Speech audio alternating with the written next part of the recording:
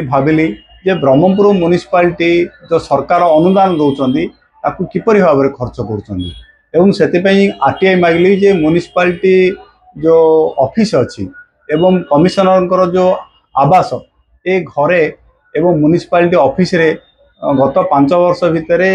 लोकंर टिकस पैसा एवं सरकार जो अनुदान दौरान से केते खर्च कर जो मते आरटीआई रे तथ्य देले से कहले गत 5 वर्ष से पाखापाखि 2,34,00,000 टंका निर्माण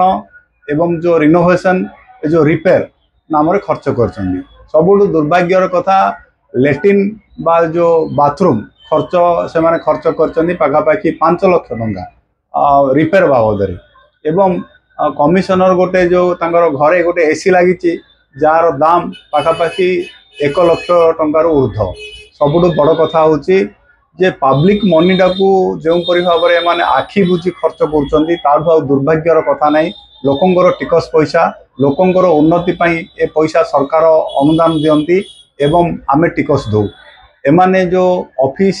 रो साजसज्जा ना रे ऑफिस रो रिपेयर ना रे ऑफिस मरामती ना रे जो लक्ष लक्ष खर्च कर निंदा कर।